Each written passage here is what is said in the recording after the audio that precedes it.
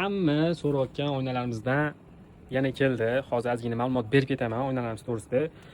Ko'pchilik o'ylaydi bu o'zida chiqarishyapti deb. Yo'q, bularni hammasi Xitoydan olib kelyapmiz. Hammasi Xitoy tovari. Eng muhim aytib ketadigan joyim plastmassa deb o'ylashibdi oynani. Chunki direktdan savol berishadi sifati to'g'risida, qanaqa ko'rsatadi deb. Bir xil semiz ko'rsatadimi, ozon ko'rsatadimi deb savol berishyapti. Endi olganlar, do'konga kelib olganlarni aytaman, ozon ko'rsatar ekan deb aytishdi. Yana olganlar bor, kommentda fikringlarni kutamiz. Mana shishaligini isboti mana shu sinib kelgan. Oldin ham storyga qo'yuvdim.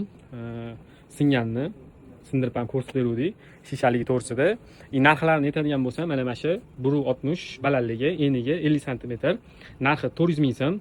Mana shu oynani singanini almashtiramiz desak, ustalar 400 ming hisoblab berishdi, oynasini o'zini. Bizda ramkasi bilan mana shu turishi 400 ming so'm. Mana bu 3 xil, xuddi shuni 3 xil yonadigan varianti bor. Mana hozir yoqib ko'rsatib beraman.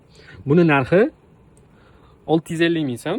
Mana bu ko'pchiligiga shakli o'z ko'rinishi noodatiy bo'lgani uchun ma'qul bo'layotgani. Buni narxi 450 ming so'm. Yana ko'p berishadigan savollar, buni qanaqa ko'rinishda foydalansak bo'ladi, devorga osibmi yoki turuz qo'yib, ikkalovini ham xohlasanglar devorga osib qo'yib, xohlasanglar mana shunaqa ko'rinishda foydalansanglar bo'ladi.